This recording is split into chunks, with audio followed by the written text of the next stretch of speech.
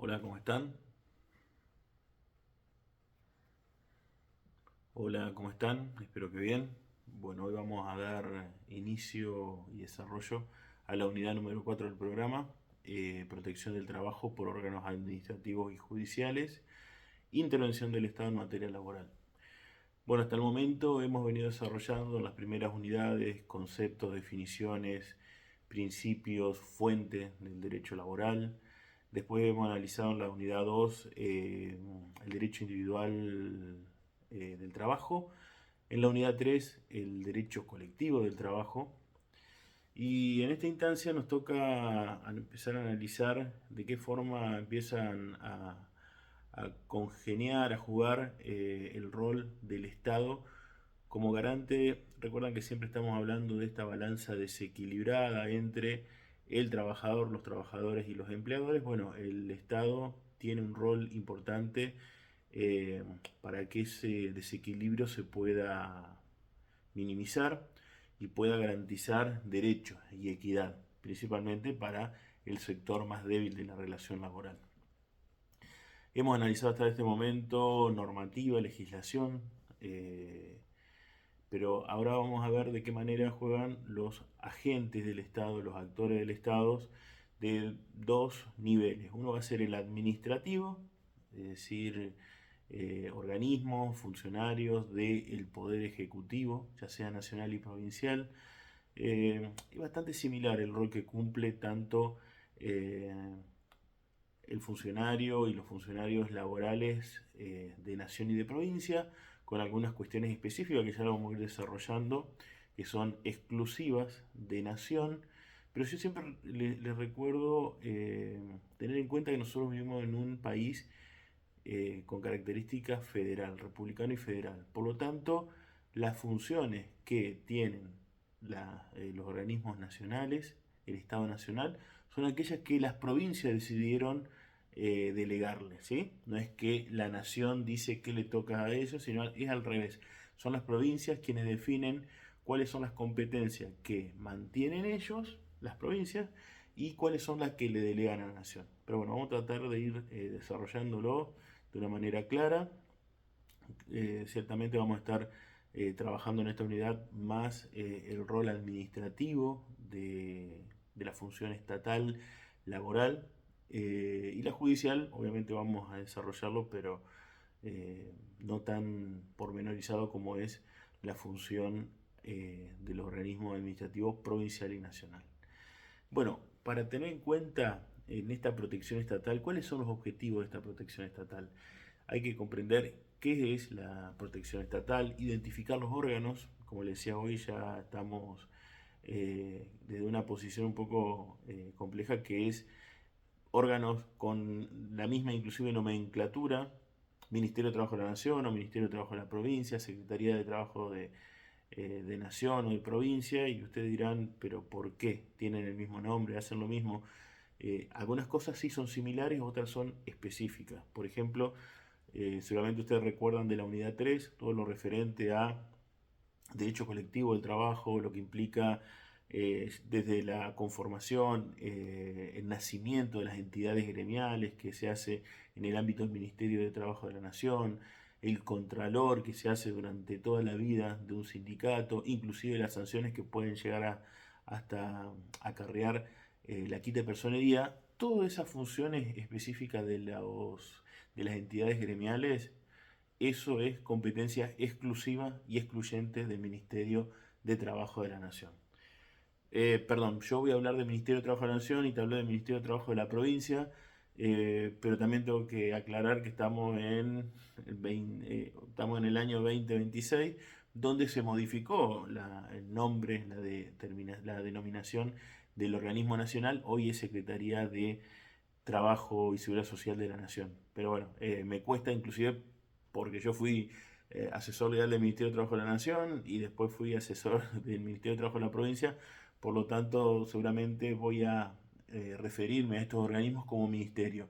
Si bien hoy a nivel nacional se trata de una secretaría, y a nivel provincial, por lo menos en la provincia de Entre Ríos, existe un ministerio, pero las funciones operativas las desarrolla la Secretaría de Trabajo. Bueno, también vamos a analizar la importancia de la justicia laboral especializada y vamos a tratar de relacionarlo con lo que es la realidad de la provincia de Entre Ríos, que es seguramente donde la mayoría de ustedes le va a tocar desempeñar su rol profesional. Y que desde el accionar de las áreas de recursos humanos es importante conocer algunas funciones específicas. Algo para aclarar antes de continuar, en el campus yo dejé un PowerPoint que al finalizar esta clase vamos a repasarlo, pero es un PowerPoint que cuando doy las clases presenciales lo voy llevando como ayuda a memoria, queda a disposición de ustedes, no solamente para estudiar eso, porque no es suficiente, pero sí para que lo vayan siguiendo esta clase, inclusive en relación a los puntos, los objetivos, las funciones de los órganos, las competencias. Bueno, si tenemos que definir el concepto de protección estatal, tenemos que definir, y acá vayamos atendiendo algunas cuestiones, es el conjunto de mecanismos jurídicos, administrativos y judiciales, ¿sí? Y ustedes me dirán, ¿jurídicos y judiciales es lo mismo? No, no. Jurídicos es el conjunto de normas, reglamentaciones, es decir, son los instrumentos escritos que regulan el accionar, el deber de las partes dentro de la relación laboral o clarifican esas normativas. Mecanismos administrativos claramente son los procedimientos que se implementan por parte del Ejecutivo Nacional o Provincial o judicial en las instancias más complejas y donde también a la instancia judicial se va a arribar una vez que se hayan agotado o no hayan sido suficientes los mecanismos administrativos para buscar una solución al conflicto. ¿Por qué? Porque hasta ahora venimos desarrollando normativas, ¿sí? Leyes, bueno, desde la Constitución Nacional con los convenios internacionales, jerárquicamente en un lugar superior que no pueden ir en contra de los principios del derecho laboral. Normativa nacional, reglamentación de esa normativa, es decir, lo que los legisladores sancionan o, en el caso de los convenios colectivos, los acuerdos entre el sector gremial y las cámaras o los empleadores homologados por el Estado, pero son las normas, las leyes, convenios colectivos de trabajo, por las cuales se establecen qué es lo que se debe hacer y qué no está permitido hacer, siempre para garantizar el respeto a ambas partes, pero prioritariamente al sector de los trabajadores. Son los mecanismos jurídicos. Mecanismos administrativos son los procedimientos por los cuales, al momento de, si todo funciona bien, si la normativa se cumple, no hay problema. Los trabajadores desarrollan su actividad, los empleadores continúan con su función, los sindicatos no van a tener ninguna cuestión para observar o cuestionar en relación a que la norma no se cumple, pero el problema empieza cuando empieza a fallar ese cumplimiento efectivo de la normativa. Bueno, ahí el Estado establece una serie de procedimientos, institutos, funciones específicas para tratar de que esa norma que voluntariamente o por algún motivo las partes no la están pudiendo cumplir o ejercer, el Estado va a buscar con herramientas, con procedimientos, con funciones específicas, que ya la vamos a ver, específicas y exclusivas del Estado, van a tratar que las normas laborales se cumplan. Y también estos mecanismos judiciales que forman parte de la protección estatal es cuando ya, inclusive habiendo instado, utilizado y agotado las herramientas administrativas, no hay una solución al conflicto o al reclamo y ya se pasa a una instancia de reclamo judicial o juicio, a los tribunales laborales. Por lo general son estos los pasos naturales de las relaciones laborales y de los reclamos frente a incumplimiento de las obligaciones laborales. El derecho laboral busca históricamente corregir esa desigualdad que existe entre el trabajador y el empleador. Esto lo venimos desarrollando desde el inicio de la materia. Porque tenemos que reconocer que no es una relación entre iguales. El trabajador aporta una fuerza psíquico y física de trabajo, y depende económicamente el empleo de lo que el empleador le da, y el empleador posee esta facultad de organización económica y poder de dirección. Entonces el Estado necesita, cuando las partes no lo pueden hacer de una manera voluntaria, ordenada, el Estado interviene para equilibrar esa balanza. Ya vamos a ver que también en la instancia administrativa, si bien hay funciones específicas, me adelanto un poco, funciones específicas y exclusivas como es la inspección del trabajo, la sanción a través de multa o otro tipo de sanciones frente a irregularidad de los trabajadores, de los empleadores, el Estado tiene un rol muchas veces en los conflictos de tercero imparcial, ¿sí? La solución va a depender y va a desprenderse de las partes. En cambio, en la instancia judicial, que ya es la última instancia en la cual el Estado va a definir, decidir, ya sea, obviamente, con todo lo que venimos estudiando en la materia, los principios, que ahora lo vamos a repasar, no se puede ni apartar ni el Estado en su rol administrativo y menos judicial, no se debe o no se debería apartar de estos principios del derecho laboral. Pero bueno, ya a nivel judicial, cuando un juzgado, un juez o una cámara, después de apelaciones o el superior tribunal llega a una sentencia o dicta una sentencia, esa sentencia ya es definitiva. Obviamente, en todo ese proceso, desde el asesoramiento jurídico que las partes van a tener, van a tratar de buscar que se encuadre la resolución del conflicto en todos los principios que vinimos analizando desde el principio de la materia. Bien, vuelvo a insistir, esos principios, esas características de la relación laboral se deberían desarrollar de manera autónoma por parte del accionar de las partes, pero eso muchas veces no se da, por lo tanto, cuando no se da, por el motivo que sea, el Estado tiene la posibilidad y la obligación de intervenir a nivel administrativo de una manera tal vez más leve, porque por lo general en instancia administrativa el Estado no puede definir una cuestión con la fortaleza que es ya una sentencia donde no hay una discusión y la sentencia se debe cumplir, o si no se va a ejecutar. Pero bueno, vamos a seguir avanzando para desarrollar los temas de una manera ordenada.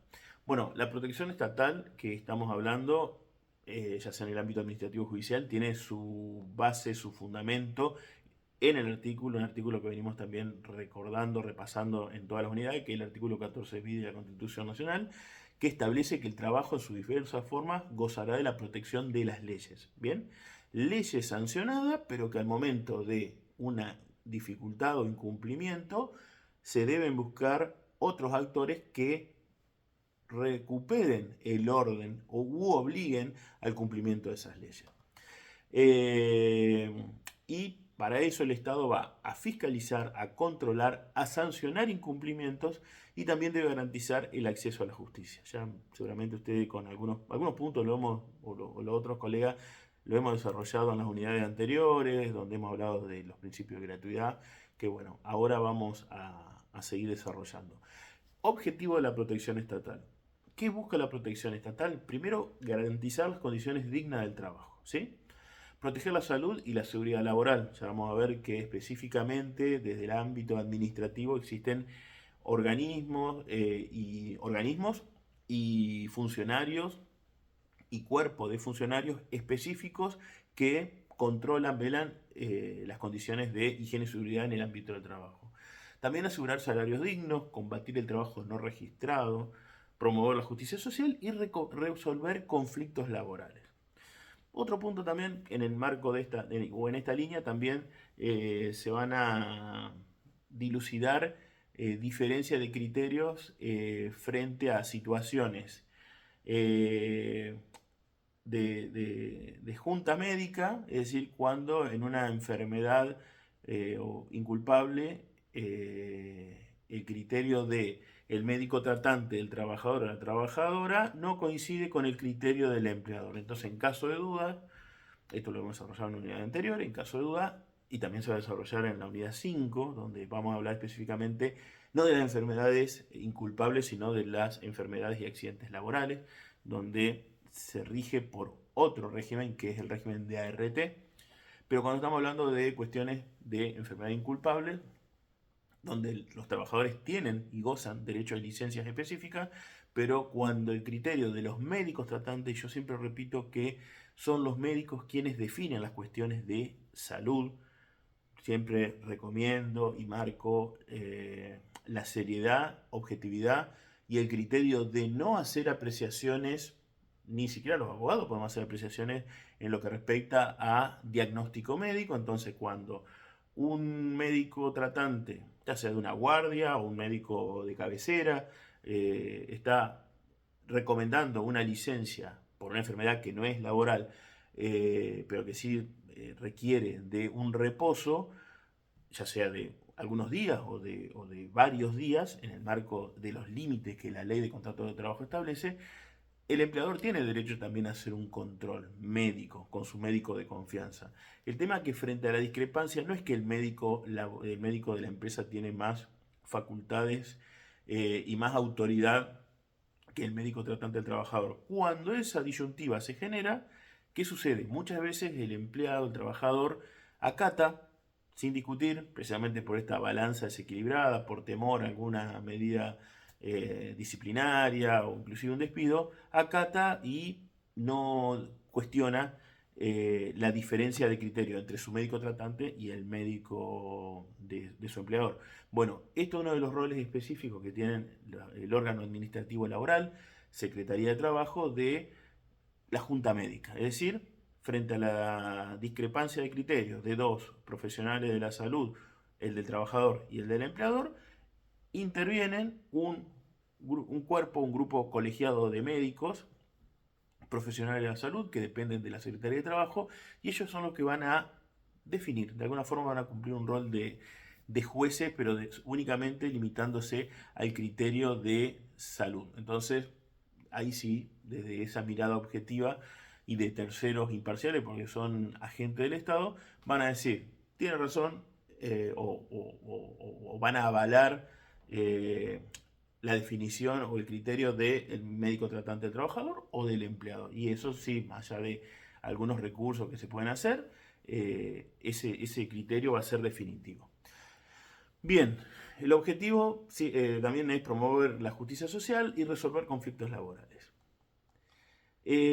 Principios rectores de la actividad laboral, en los cuales esto repasarlo rápido porque ya lo vimos en la unidad 1, pero van a enmarcar y deben enmarcar el accionar de los órganos administrativos laborales y después obviamente el criterio de los juzgados laborales al momento de dictar sentencia. Para Grisolía, que es el autor de cabecera, por lo menos de esta cátedra, el principio fundamental del derecho al trabajo es el principio protectorio, que lo que busca precisamente es compensar la desigualdad existente entre trabajador y empleador. Ese principio protectorio, recuerdan que se nutre de indubio pro operario, que en caso de duda la interpretación de la norma debe ser la solución más favorable para el trabajador. Normas más favorables, si existen distintas normas aplicables, se va a buscar la más beneficiosa, condición más beneficiosa, el mismo criterio, los derechos adquiridos no pueden ser disminuidos. Irrenunciabilidad. Un principio fundamental, o sea, los derechos laborales no son irrenunciables, independientemente de lo que después se pueda decir, o sea, no, el trabajador renunció a hacer cualquier tipo de reclamo. Y ese accionar seguramente puede estar viciada la voluntad y por alguna cuestión de necesidad o presión, al trabajador se le obligó a firmar algún instrumento, pero en el derecho laboral rige el principio de irrenunciabilidad, es decir, que toda esa cuestión, en el caso de que hasta se quiera manifestar la renuncia al trabajador, se lo va a considerar como nulo.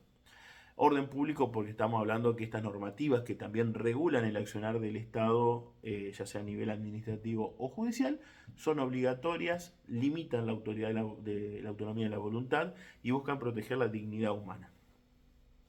Otra frase importante de Grisolía es: el trabajo no es una mercancía, sino constituye una actividad humana que merece especial tutela jurídica, tanto de las normas como del proceder del Estado. Bueno, en esta unidad vamos a ver cómo acciona el Estado en el ámbito administrativo, que el ámbito administrativo, para aclarar, si recordamos cuáles son los tres poderes del Estado, tenemos poder ejecutivo, legislativo y judicial. Vamos a arrancar por el legislativo primero. Legislativo, los legisladores, tanto a nivel provincial o nacional, pero principalmente nacional, son los que regulan las leyes en materia laboral.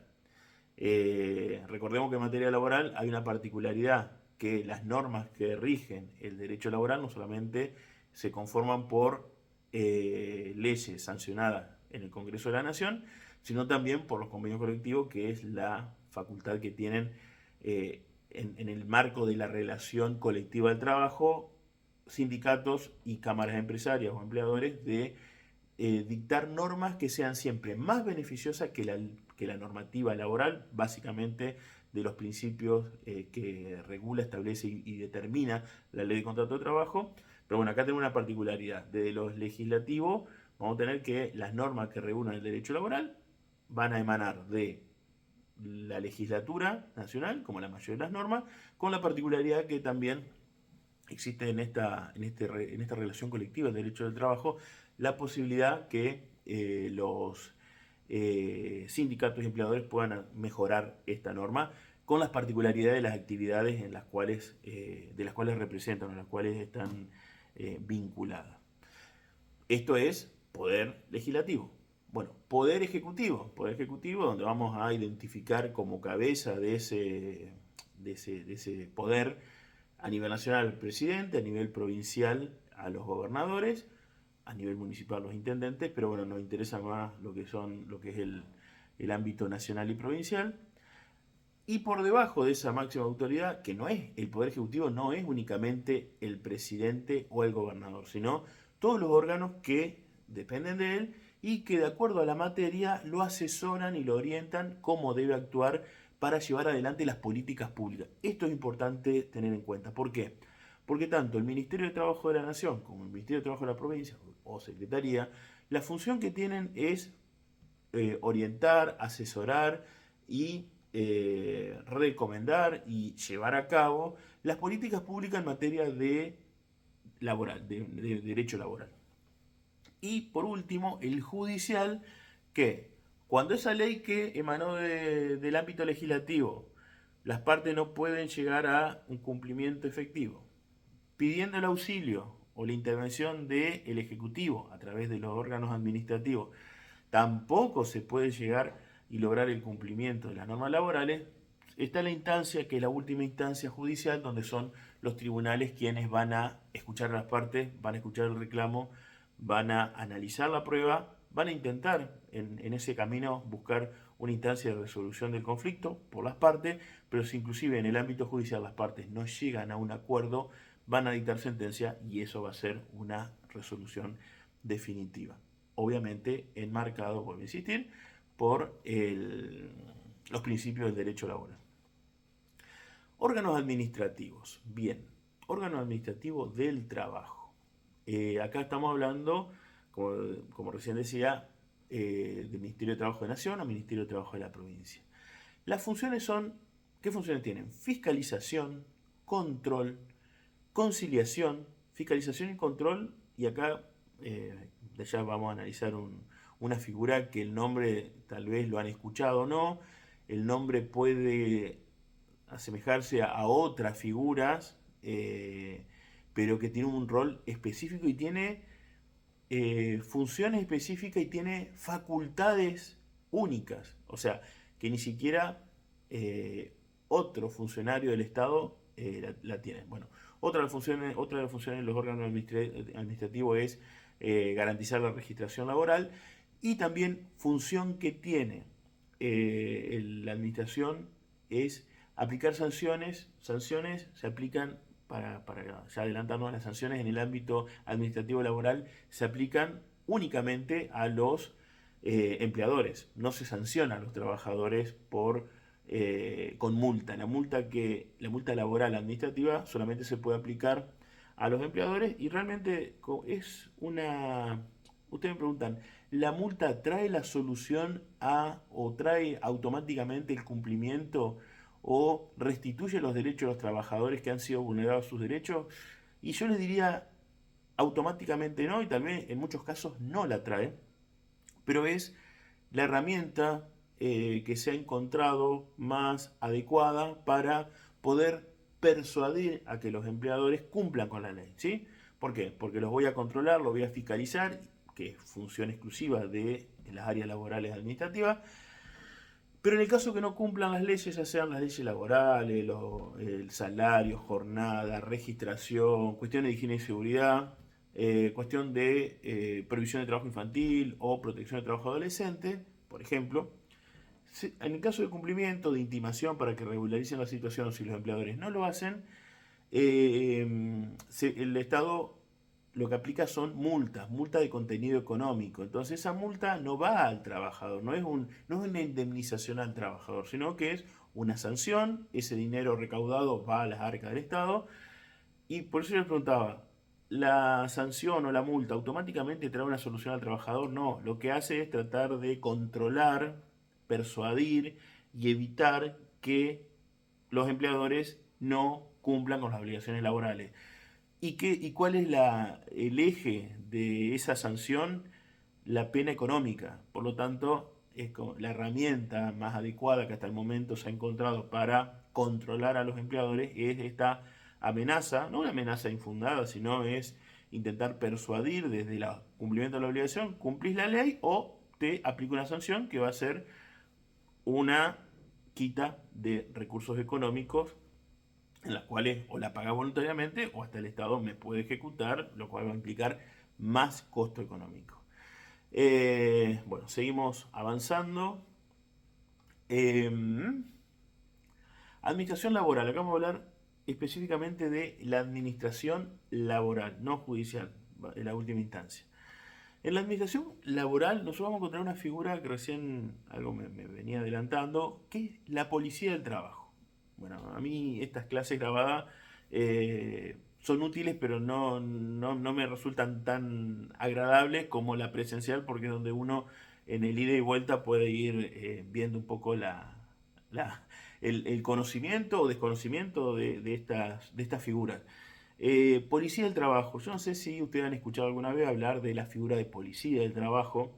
Obviamente, cuando hablamos de policía, seguramente para todos, se nos viene a la cabeza el funcionario público con un uniforme que lo que hace es garantizar la seguridad pública, los policías de seguridad. Si bien el rol es similar, porque lo que hacen es esos funcionarios policiales garantizar el cumplimiento de las normas que pongan en riesgo la seguridad pública o evitar situaciones que pongan en riesgo la seguridad pública.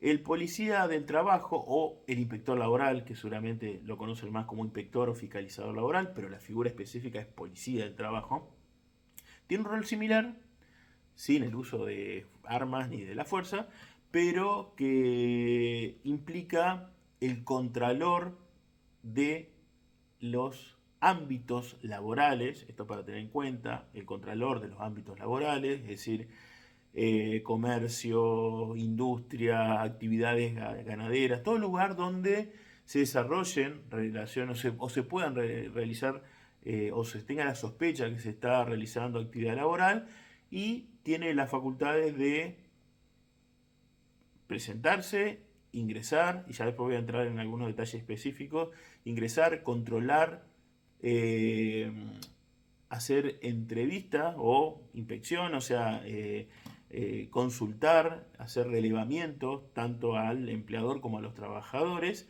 para ver si las condiciones de trabajo, ya sea por lo que le dicen o por lo que ve, se cumplen.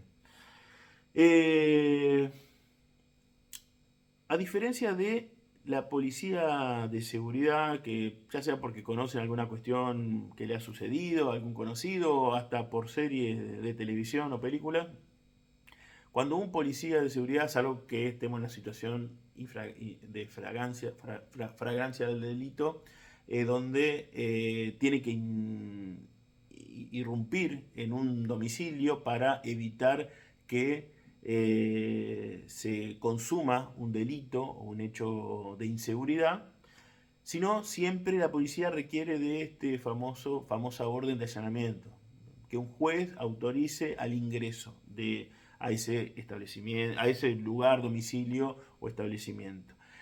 Eh, acá hay una particularidad que la ley le dota, es una facultad exclusiva a los inspectores del trabajo, es decir, a la policía del trabajo.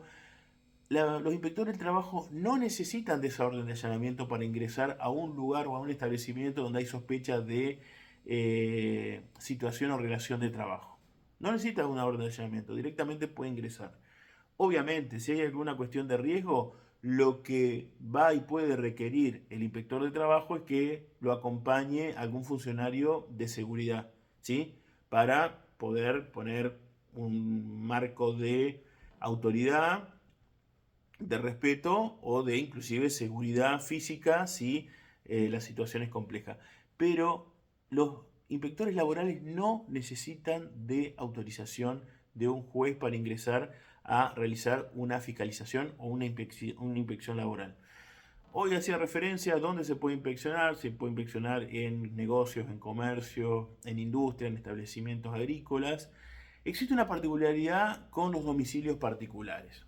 Ahí sí hay un límite, porque usted tal vez me preguntan, ¿y qué pasa con las trabajadoras, los trabajadores de casas particulares? Bueno, ahí se buscan alternativas para poder realizar la fiscalización, pero sí hay un límite al ingreso de una residencia particular por parte de los policías de trabajo.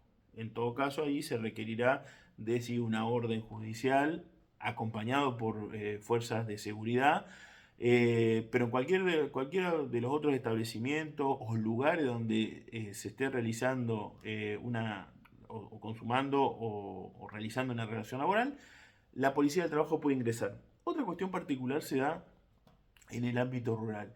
Si bien únicamente la policía del trabajo puede ingresar a un establecimiento, lugar donde se esté realizando una actividad laboral, para fiscalizarla sin orden de allanamiento, lo que sucede en la actividad rural por las características no solamente de geográficas, o sea, lugares alejados, donde no hay movimiento urbano, y donde inclusive no se puede desconocer en el ámbito rural, en muchos establecimientos existen armas de fuego para seguridad. Por lo general, los inspectores en los ámbitos rurales no ingresan si no es acompañados por fuerza de seguridad o con la autorización de un juez, con una notificación previa que informe la orden de fiscalización por una cuestión de seguridad también de estos funcionarios públicos que son los inspectores del trabajo. Pero bueno, dentro de las funciones administrativas que tiene el Ministerio de Trabajo, no solamente es la inspección, no solamente la policía del trabajo. Los órganos administrativos, principalmente vamos acá a centrarnos en lo que es el órgano administrativo de la provincia, tiene función de asesoramiento. ¿A quién asesora? Principalmente asesora a los trabajadores. Y acá también tomamos un principio que es el de gratuidad en el derecho del trabajo. Lo que busca el Estado también es garantizar el acceso al asesoramiento de calidad técnico profesional en materia de los derechos de sus derechos laborales. Algunos trabajadores seguramente cuentan con asesoramiento de sus sindicatos. Otros inclusive teniendo sindicatos o no lo hacen, o algunos ni siquiera están afiliados y no recurren al sindicato, entonces recurren a la Secretaría de Trabajo, al Ministerio de Trabajo, para que los asesoren sus derechos laborales, si lo que le está sucediendo corresponde o no. En muchos casos se reciben denuncias. Acá es un punto, también esto me gusta compartirlo por mi experiencia efectiva en ambos ámbitos de administrativo laboral, tanto el Ministerio de Trabajo de la Nación como de la provincia. Muchas veces los trabajadores y las trabajadoras recurren al Ministerio de Trabajo para asesorarse. Con la denuncia sucede una cuestión muy particular. La denuncia puede ser una denuncia expresa, donde se identifica a la persona que está denunciando, puede ser anónima, y en muchos casos la inspección no se realiza por denunciar, se realiza de oficio. ¿Por qué? Porque los inspectores de trabajo planifican inspecciones o en un momento pasan por un lugar, por una obra en construcción, por ejemplo, observan claramente que no se están cumpliendo las condiciones de higiene y seguridad y realizan la inspección. Pero quería volver un poquito a lo que es el asesoramiento y recibir denuncias por parte de los trabajadores. Hoy decía el rol de la administración pública laboral es importantísimo, pero tiene un límite. Principalmente el límite se da en el ámbito o en el sector privado laboral. No puede, salvo en casos muy excepcionales, impedir medidas de despido, de desvinculación de los trabajadores. Obviamente, el empleador que lo hace se tendrá que hacer responsable y cargo y cumplir con todas las obligaciones que acarrea una desvinculación o un despido sin causa. Pero el Estado, en su rol administrativo de contralor, no puede garantizar que a un trabajador no se lo despida. Entonces, yo siempre resalto que es fundamental el asesoramiento a los trabajadores, que los trabajadores sepan qué derechos tienen, qué pueden reclamar, pero también tienen que saber las consecuencias. Es decir, se puede reclamar, pero ¿qué pasa muchas veces cuando un trabajador denuncia? Y lo denuncia de manera expresa. Automáticamente viene una represalia por parte del empleador y lo desvincula o lo despide. Y eso se puede hacer, obviamente, pagando lo que corresponde, ya lo hemos visto, indemnización, todos los conceptos, digamos, que se deben pagar al momento de una desvinculación, es decir, todas las deudas laborales que existen, aparte de la indemnización por antigüedad, que ahí eso únicamente tiene carácter de indemnización, intentar compensar este perjuicio que se le está causando al trabajador, pero después de ese pedido de asesoramiento, de reclamo o de denuncia para que se realice una inspección, el trabajador tiene que saber que se puede efectivizar un despido. Entonces, siempre es importante que sea libre, voluntario y sin ningún tipo de condicionamiento o presión las decisiones y acciones que llevan los trabajadores. ¿Por qué lo digo? Porque, obviamente, el trabajador o la trabajadora tiene derecho a que se cumplan sus derechos, valga la redundancia, laborales. Pero si hacen una denuncia o si hacen un reclamo, un pedido de audiencia, ya vamos a ver de qué se trata, lo que puede suceder es que eso acarree un despido. Que está bien, obviamente, no está bien, de la buena fe, no está bien, pero puede suceder. Y ahí es donde el derecho a percibir todo lo que le corresponde también lo tiene el trabajador, pero tengamos en cuenta que eso puede acarrear mucho tiempo para que eso suceda, ya sea porque hay que agotar las instancias administrativas, no se llega a una solución, hay que llegar a una instancia judicial, pasa mucho tiempo, y esta cuestión de la compensación económica tal vez no se refleja automáticamente. Entonces, no quiero ahondar más en el tema, pero siempre dejar en claro que lo fundamental es el asesoramiento y que después, teniendo en claro cuáles son los alcances, el trabajador o la trabajadora decida qué va a hacer. Ustedes me preguntan, pero el Estado no puede obligar, el Estado puede controlar y en el caso que haya alguna irregularidad, lograr o tratar de lograr que se cumplan con las obligaciones que acarrea, por ejemplo, un despido. Pero no se puede evitar un despido. Entonces, para tener en cuenta, tampoco una reincorporación, porque muchas veces existe una mirada de algunos trabajadores, inclusive de algunos sectores gremiales, que se piensa que se puede plantear una reincorporación de algún trabajador que haya sido despedido de una manera irregular.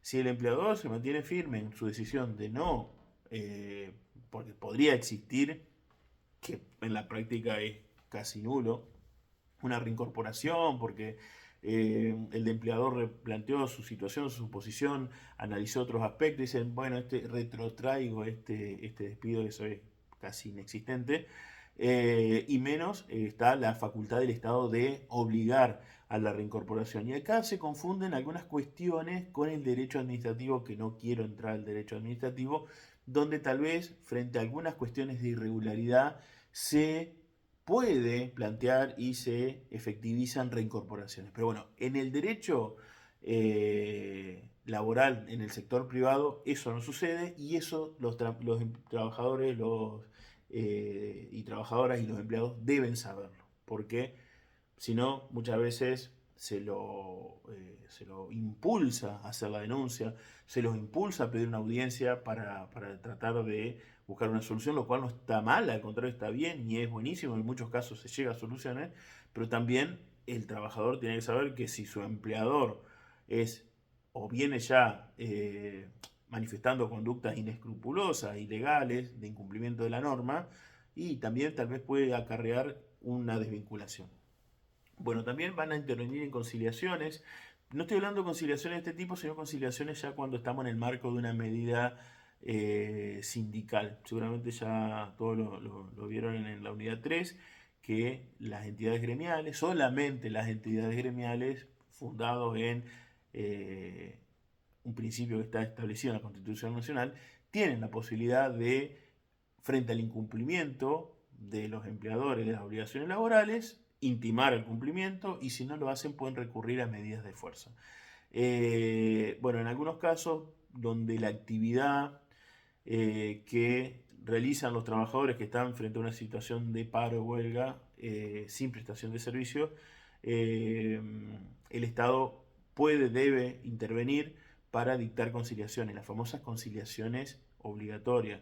Para dar un ejemplo, transporte, educación, son las que estamos acostumbrados todos los años, en cierto periodo del año, a ver que los gremios y el Estado discuten, ya sea el provincial con los docentes o el municipal, en el caso de Paraná, que estamos tan acostumbrados a estos conflictos que suceden, más allá que hay una empresa privada en el medio. Cuando los sindicatos dictan medidas de fuerza sin prestación de servicio, es decir, paro o huelga, en el caso que por una cuestión de seguridad o de necesidad esa función no se pueda paralizar al 100%, el Estado va a dictar a través del Ministerio de Trabajo de la provincia o de la Nación conciliaciones obligatorias. Aplicar sanción en el caso de que esas inspecciones o corroborar que el cumplimiento de las normas no se está realizando, se aplican sanciones, y control de la registración laboral.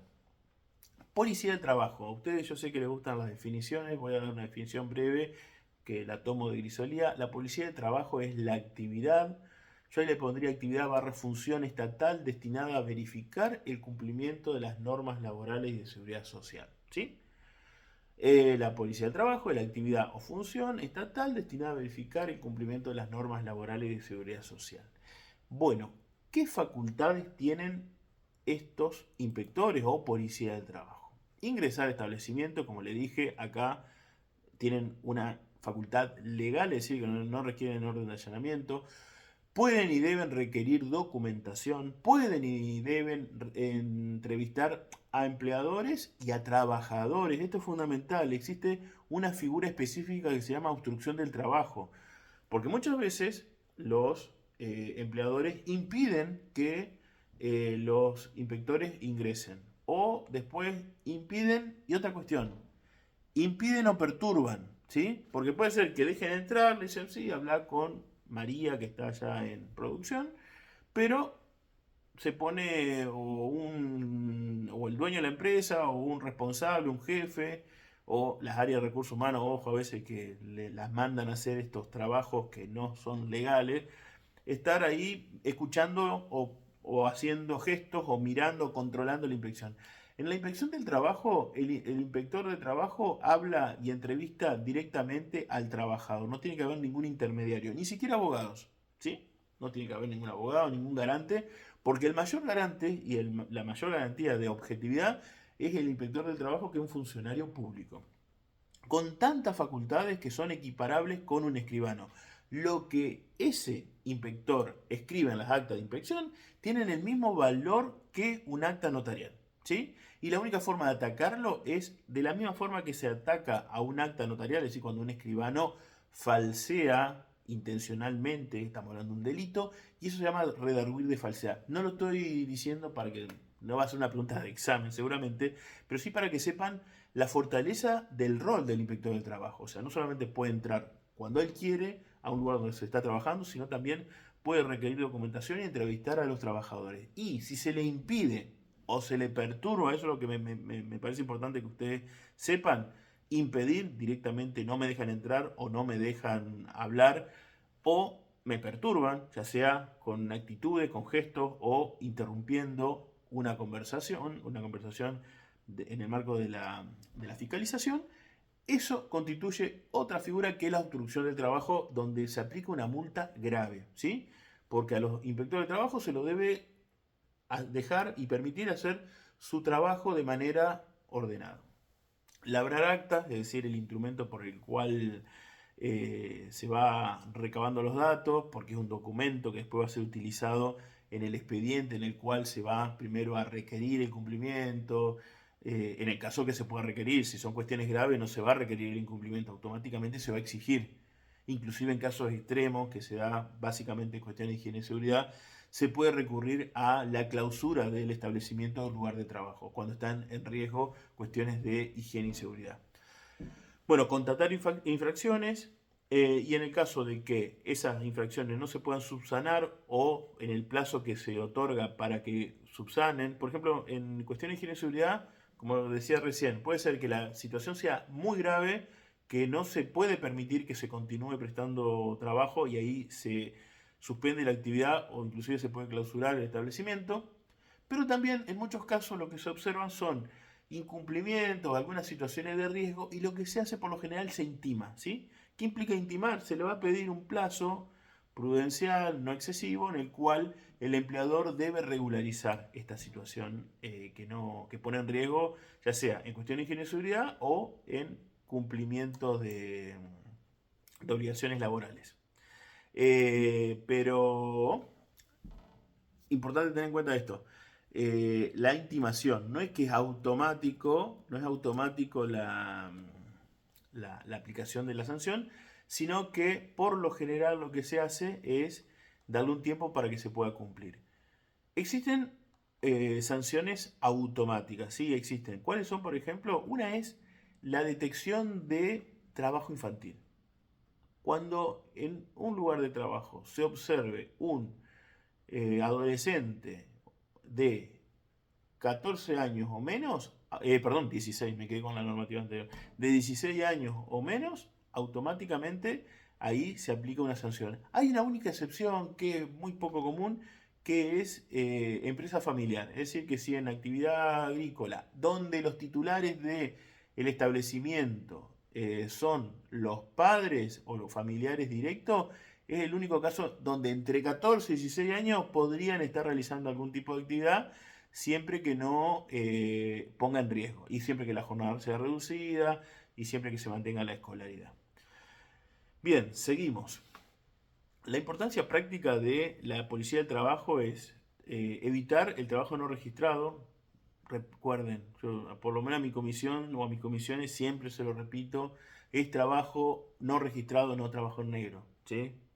Yo sé que es de uso común, de hecho últimamente se está utilizando de nuevo mucho el término trabajo en negro, pero yo siempre invito como futuros profesionales de los recursos humanos, ustedes en su vocabulario incorporen trabajo no registrado o deficientemente registrado, es decir, si no está directamente registrado, es trabajo no registrado, y si hay alguna cuestión que no coincide, hay una alta temprana, pero no coincide, por ejemplo, con el tipo, la modalidad, eh, lo inscriben por media jornada y en realidad trabaja jornada completo, eso es una situación de deficiencia en la registración, pero no existe trabajo en negro ni en blanco, o sea, existe trabajo registrado y que sería el mal llamado en blanco, o en lo que se mal menciona como trabajo negro es trabajo sin registración o trabajo deficientemente registrado. Bueno, también el fraude laboral muchas veces, eh, básicamente una de las figuras que más se utilizan por parte de algunos empleadores es la figura de utilizar monotributistas en contratos de obra fraudulentos. Bueno, la evasión previsional, porque también al garantizar y controlar la registración, también vamos a estar seguros que ese trabajador tiene aporte jubilatorio, aporte de obra social, puntualmente y específicamente en lo que es el régimen de RT, que se está pagando la RT. Bueno, recién mencionaba el trabajo infantil o trabajo adolescente y funciones de Contralor de Higiene y Seguridad. En Entre Ríos, lo que se controla, por ejemplo, en el sector rural, es que estén registrados los trabajadores rurales, la vivienda rural, la jornada de trabajo, trabajo infantil, porque lamentablemente en el sector rural, por las características, voy a insistir, culturales, geográficas, eh, la utilización de mano de obra de niños, niñas o adolescentes, de niños, niñas prohibido, de adolescentes cuidado, es decir, se puede trabajar, pero con ciertas condiciones, características y resguardo a la salud y a la integridad de los adolescentes. En el sector rural muchas veces se da. En el sector comercial, control de horario, registración, recibo de sueldos, aportes previsionales. Acá, en el sector comercial o industrial, tener en cuenta que en la Secretaría de Trabajo de la provincia también, el órgano administrativo laboral provincial, también lo que se hace es rubricar ciertos documentos. Uno de los documentos que se rubrica es la ficha de horario. Si uno va a un comercio o industria, pero precisamente los que somos consumidores, vamos a ir a un comercio y vamos a ver que por lo general tenemos un formulario de ARCA, Exafip, esa es la inscripción como empleador y la situación tributaria que tiene frente al ARCA. Y va a haber una planilla con varios renglones, con nombre de persona que nunca lo alcanzamos a ver porque está muy lejos, pero eso es un documento que sirve para controlar quiénes son los trabajadores, también control de horarios, y al momento que llega un inspector es un instrumento que va a utilizar para ver quiénes están efectivamente en el lugar y quiénes están registrados. Bien, seguimos. Pasamos ahora a desarrollar algunas cuestiones breve, rápido, en lo que respecta a los tribunales de trabajo, teniendo en cuenta, como decía hoy, en una relación laboral lo que uno espera es que las leyes se cumplan por las partes. Bien, eso a veces no es tan sencillo, y cuando hablo de parte hablo de en la relación individual, trabajador, trabajador individual y su empleador.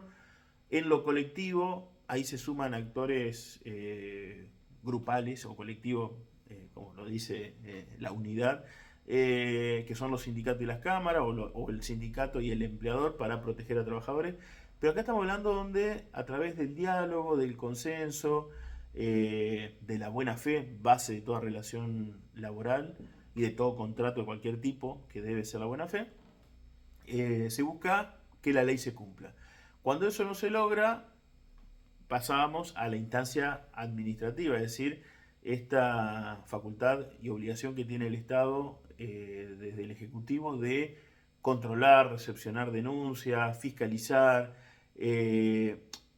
generar las instancias de audiencias conciliatorias que no tienen nada que ver con la conciliación obligatoria. La conciliación obligatoria es una facultad que tiene el Estado administrativo para, desde el ámbito administrativo, para suspender una medida de fuerza, suspender hasta tanto se regularice la situación, y siempre fundada en un interés superior que es un interés comunitario, es decir, que no se ponga en riesgo la seguridad o la prestación de algún servicio que sea necesario garantizar para que la sociedad tenga, para que reine inclusive la paz social.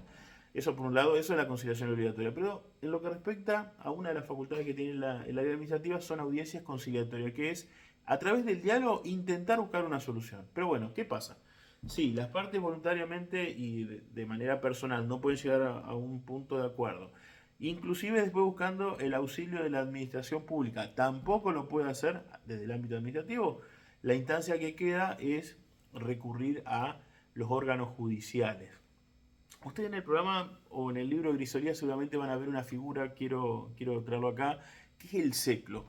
El SECLO es una instancia de conciliación obligatoria que se da en el ámbito de Ciudad Autónoma de Buenos Aires. Por eso lo traigo como un tema para que lo sepan, pero no es aplicable, salvo los que se vayan a trabajar en algún momento acaba. En el ámbito del Ministerio de Trabajo de la Nación existe una oficina específica que es el SECLO. Es un área donde obligatoriamente antes de iniciar un juicio, es decir, ya hay una intención de ir a un juzgado laboral a presentar una demanda, obviamente con el acompañamiento de un abogado. Todos los trabajadores con ámbito de competencia de Ciudad Autónoma de Buenos Aires, previo deben pasar por el SECLO para intentar buscar una instancia de conciliación donde las partes van a llegar a ese acuerdo. Equivalente a una mediación. Para tener en cuenta, en Entre Ríos esa condición obligatoria no la tenemos, pero en la práctica, ¿qué sucede? No lo tenemos como obligación previa a iniciar un juicio, es decir, un trabajador considera que sus derechos no se están cumpliendo o respetando, directamente busca un abogado, se presenta en el juzgado y se inicia un juicio. En Cava eso no se podría hacer y en muchas provincias eso no se puede hacer porque existe una instancia previa obligatoria. En Entre Ríos, si bien no es obligatorio, pero yo diría que más del 90% de las instancias judiciales, de los juicios, de las demandas judiciales, previamente pasaron por la Secretaría de Trabajo en esta instancia de conciliación, de buscar un acuerdo entre las partes. Y les puedo asegurar que muchos de esos conflictos tienen una resolución eh, en el ámbito de la Secretaría de Trabajo sin llegar al juicio. Obviamente lo que ahí la Secretaría de Trabajo para homologar, es decir, dar firmeza y legalidad a ese acuerdo que llegan las partes, pero se homologa en el ámbito de la Secretaría, lo que va a controlar es que el acuerdo sea justo, ¿sí? Es decir, mínimamente que no hay un criterio específico, pero por ejemplo, en el caso de que se llegue a un acuerdo económico por una indemnización, por lo general esa indemnización no puede ser por debajo del 60% de lo que correspondería, porque si no también, en esta cuestión de necesidad y presión que muchas veces tienen los trabajadores, tal vez aceptan un arreglo que los perjudica y lo que debe ser garante el Estado en ese caso para homologar es que mínimamente esos derechos no sean vulnerados de una manera que causen otro gravamen irreparable, como sería, por ejemplo, una suma irrisoria de la indemnización que le hubiese debido corresponder por ley. Bueno, los tribunales laborales son órganos específicos encargados de resolver conflictos individuales o colectivos de trabajo, ¿sí? Es decir, estos juzgados laborales que están en las provincias y van a ser competentes de acuerdo a el lugar donde se celebra y donde se efectiviza el contrato de trabajo, no solamente intervienen en cuestiones de reclamos de, por lo general, trabajadores hacia sus empleadores, sino también en conflictos que existan entre entidades gremiales y empresarios, empleadores o cámaras empresarias. ¿Qué competencia tienen?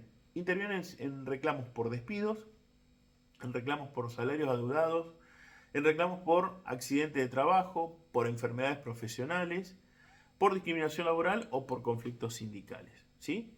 Todos estos mismos temas previamente se pueden intentar resolver de manera voluntaria entre las partes en la Secretaría de Trabajo o en el Ministerio de Trabajo. Pero cuando no se llegue a un resultado pacífico, se recurre o se puede recurrir a instancia judicial. Nosotros en la provincia de Entre Ríos tenemos juzgados de primera instancia laborales, tenemos cámaras laborales y tenemos el Superior Tribunal de Justicia. ¿Esto por qué? Porque la primera sentencia va a emanar de un juzgado de primera instancia. Las partes, si no están de acuerdo, como en todo reclamo judicial, tienen la posibilidad de recurrir, ¿sí? ¿Y dónde se recurre? A instancias superiores, donde las cámaras ya no son juzgados conformados por un solo juez, sino por 3 jueces, y en caso de también discrepancia con los fallos de segunda instancia que emanan de las cámaras laborales, se puede recurrir al Superior Tribunal de Justicia. Características de los procesos laborales. Acá también es importante porque acá vamos a hablar de gratuidad. Para aclarar, todos los trámites, instancias en el ámbito laboral administrativo, es decir, en el Ministerio de Trabajo de la Nación, los pedidos de asesoramiento, los pedidos de audiencia, los pedidos de conciliación, de homologación de convenios, para el trabajador son gratuitos. Para el empleador en algunos casos se paga una tasa o un sellado, pero prima el principio de gratuidad y son totalmente gratuitos y deben ser totalmente gratuitos para el trabajador. En la instancia judicial la gratuidad no es absoluta para el trabajador. ¿Por qué? Porque en el caso que no se obtenga una sentencia favorable, no se compruebe, o al contrario, se compruebe que no era real el reclamo que estaba teniendo o que hacía o pretendía el trabajador, se lo puede condenar en costas. Y que costas son los honorarios y gastos que surgen o se generan en el ámbito del proceso judicial. Entonces, para tener en cuenta, iniciar el reclamo judicial por lo general es gratuito, porque ahí tampoco no se aplican los aportes y tasas que en otro tipo de procesos se aplican, pero no garantiza que si la sentencia no es favorable o no es totalmente favorable, es decir, en una parte se le dio lugar y en otra no, el juzgado pueda condenar al trabajador al pago de honorarios y costas por el juicio. Pero bueno, la gratuidad es un principio que lo vimos en la unidad 1. Otra de las características que tiene el proceso judicial laboral es oralidad. Se intenta tratar de generar espacios para buscar una resolución previa y no llegar a una sentencia. En el caso de las partes no se llegan a acuerdo, se llegará a la sentencia, pero lo que quiere decir con la oralidad es no solamente se van a considerar y tomar y permitir proporcionar pruebas escritas o documentales, sino principalmente la oralidad, escuchar a las partes. Y en algunos casos, de manera cuidada, también permitir que las partes hablen. Celeridad, sí se busca, esa celeridad también bueno, es relativa, porque en la medida que haya voluntad, intención, de acuerdo, siempre en el ámbito judicial se va a priorizar que las partes lleguen a un acuerdo y no continuar con el juicio, pero no implica que esta celeridad sea absoluta. ¿Por qué? Porque puede llevar varios años, o por lo menos un par de años, o un año por lo menos, la primera instancia para tener una sentencia, donde las partes no se ponen de acuerdo, hay que producir la prueba, hay que llevar la prueba, hay que pedir en otros ámbitos, en organismos públicos, sindicatos, peritos que realicen pruebas para ver lo que se busca en un juicio es tratar de llegar a la verdad material. Para eso las partes ofrecen pruebas. Bueno, todo eso lleva tiempo, lleva en algunos casos años. Inclusive llegando a una sentencia de primera instancia, las partes pueden recurrirla, ir a una segunda instancia, recurrirla, ir al Superior Tribunal. Entonces, si bien claramente es un proceso que está reglado y se prioriza la celeridad, vuelvo a insistir lo que dije hace un ratito. Para un trabajador que se lo despide, hay que explicarle que tal vez un reclamo no es automático, no es que esa indemnización va a cobrarla el otro día. Va a llevar tiempo, con todo lo que eso acarrea para un trabajador y para su familia. Inmediación, el juez toma contacto directo con la prueba. Y protección está orientada a la interpretación procesal más favorable a los derechos laborales. ¿Qué quiere decir? Se supone, se espera y las partes, principalmente en el asesoramiento y en el rol de sus abogados, deberán, y principalmente el abogado del trabajador, deberán procurar que al momento de dictar sentencia, en el análisis de la prueba, en el análisis de la legislación, en el análisis de la situación real en la cual la relación laboral se desarrolló, los jueces lleguen a una sentencia que sea más favorable para el trabajador, siempre que sea real, ¿sí? Porque acá también existen algunos mitos, prejuicios en relación a los juicios laborales, donde se piensa que siempre la sentencia es en contra de los trabajadores. Bueno, recomendación. En el PowerPoint que está cargado van a encontrar un cuadro comparativo con funciones específicas de el área laboral nacional y el área laboral administrativa. A ver, algunas cuestiones las quiero repasar ahora. Ministerio de Trabajo de la Nación inspecciona. La misma inspección laboral casi que hace la Secretaría de Trabajo. Pero lo que inspecciona el Ministerio de Trabajo de la Nación es que esté registrado. Lo único que va a controlar el Ministerio de Trabajo de la Nación es que esté registrado en ARCA, es decir, que el empleador lo tenga inscripto a sus empleadores dependientes y que eso se refleje con la planta de trabajadores que se detecten al momento de la inspección.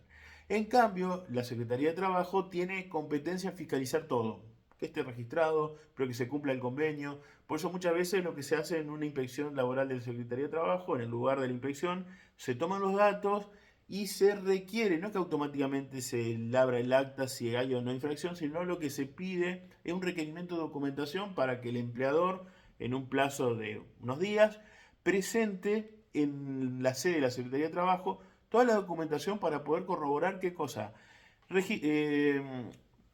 Recibo de haberes, porque estamos hablando que a la provincia le toca fiscalizar todas las obligaciones laborales y de higiene y seguridad, ya me adelanto.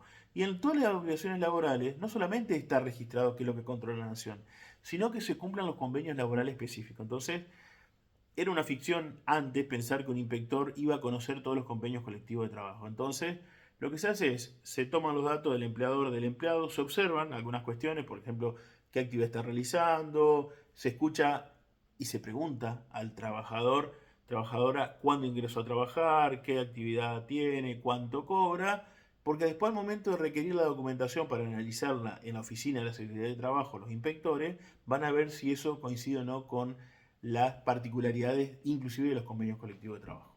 En materia de trabajo infantil y adolescente, el Ministerio de Trabajo puede inspeccionar, pero ¿qué pasa? Solo inspecciona. Si detecta mano de obra infantil, automáticamente lo deriva a la provincia, porque la provincia es la única que puede sancionar. Ahora, Secretaría de Trabajo de la provincia lo que puede hacer es inspeccionar y sancionar. ¿Sí? ¿Queda claro? Hacen casi lo mismo, se cruzan, la idea es que no se crucen, la idea inclusive que realicen las inspecciones en conjunto, pero puede suceder. Inspectores de Nación están realizando una inspección en un campo, detectan a un adolescente o a un niño, no pueden sancionar si lo labran el acta y se lo derivan a la provincia, que es quien va a aplicar la multa a la sanción. Algo que no me parece, y no es nada ni de lo político partidario, sino para aclarar. Existen distintas etapas, esto es una cuestión cíclica a nivel sociedad, país, donde hay momentos que la inspección del trabajo se la fortalece más, es decir, desde el Estado, un Estado intervencionista, protectorio para el trabajador, se genera y se fortalece que los inspectores puedan estar en las calles, recibiendo denuncias, realizando inspecciones. Y hay otro momento donde se empieza a reducir, inclusive con el número de inspectores. En algún momento en Entre Ríos seguramente eran cerca de 50 inspectores en provincia, más tal vez 20 en nación que trabajaban de manera en conjunto. Hoy yo creo no, conozco también, porque bueno, hasta hace poco estuve vinculado y sigo vinculado de lo profesional. Hoy en la provincia debe haber 12 inspectores en total en la provincia, o sea, y en Nación habrá 4 o 5 máximo para cubrir todo el ámbito territorial. Eso demuestra que si yo no doto a los cuerpos de inspectores de personas y de recursos, vehículos, computadora, tecnología, internet, claramente la inspección se va a debilitar. Y si se debilita la inspección, los trabajadores y las trabajadoras van a estar menos protegidas, porque la inspección lo que hace es tratar de ver, detectar y revertir el incumplimiento de las normas laborales. Sigo avanzando.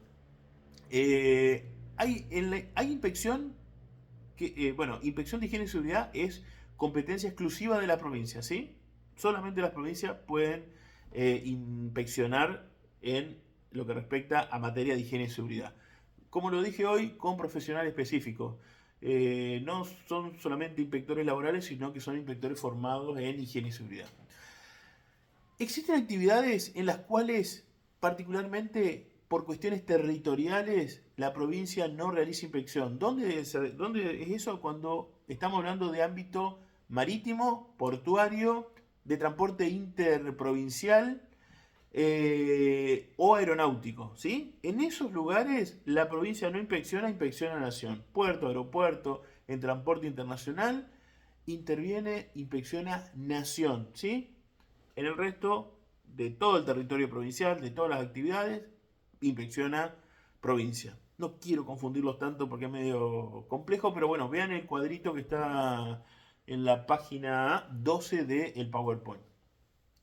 Comisión médica y junta médica. Bueno, junta médica hoy algo hablé, que es cuando hay discrepancia entre el criterio de el médico tratante en una enfermedad inculpable, no laboral ni accidente laboral, inculpable, el médico de la empresa, se va a la Secretaría de Trabajo y ahí se dirime la situación.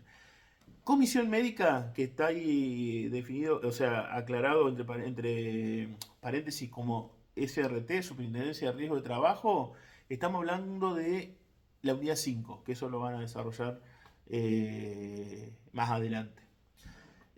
Bueno, eso en lo que respecta a este cuadrito que puede y espero que pueda facilitarle, clarificarle un poco las competencias específicas de estos órganos tan similares, con nombres similares, con funciones similares, y algo que repito que lo dije al principio, pero en lo que respecta a nacimiento, creación, dar las personerías o la inscripción, contralor periódico cada vez que se realizan elecciones, cambio de autoridades, sanciones, comunicación por parte de los gremios de medida de fuerza, ahí interviene siempre el Ministerio de Trabajo de la Nación, que tiene sede en las provincias. Entonces no significa que cuando un gremio va a iniciar un paro en Paraná va a tener que irse hasta Buenos Aires a notificar. No, no. Existen delegaciones en las provincias del Ministerio de Trabajo. No implica que cada vez que hay una elección y se necesita un veedor que vaya a controlar la inspección, que el único rol que cumple, o sea, no es que va a intervenir, sino cumple ese rol de controlar que todo se maneje en el marco de la legalidad. No va a venir alguien de Buenos Aires, sino que en todas las provincias hay delegaciones.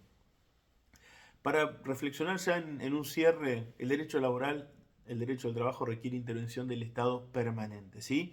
Las leyes son claras, las leyes tienen claramente un objetivo que es proteger a la parte más débil, más desprotegida, con más necesidades, que es el trabajador, pero la ley no se ejerce, no se ejecuta automáticamente. Entonces, si las partes no lo pueden lograr ese equilibrio, esa presencia estatal tiene que ser permanente. La protección laboral tiene un principio constitucional, eso no, recuerden, no solamente la ley de contrato de trabajo, sino la Constitución establece que la protección laboral debe existir. La autoridad administrativa controla y fiscaliza, los tribunales laborales garantizan la tutela efectiva, es decir, cuando ya no hay otra instancia, son quienes van a tutelar y van a resolver. Y la protección estatal es indispensable para alcanzar la justicia social. Quiero cerrar la clase con una frase no mía, de Grisolía, que dice: la finalidad esencial del derecho del trabajo consiste en proteger a quien trabaja, equilibrando una relación naturalmente desigual mediante la intervención del Estado y reconocimiento de los derechos fundamentales. Bueno, espero que les sea útil esta clase. Lo que siempre les decimos: estudien con el programa, que esta unidad es relativamente corta, son pocos puntos. Lean el manual de Grisolía, que seguramente va a complementar lo que en esta clase se intentó desarrollar. Y bueno, siempre es un placer compartir con ustedes.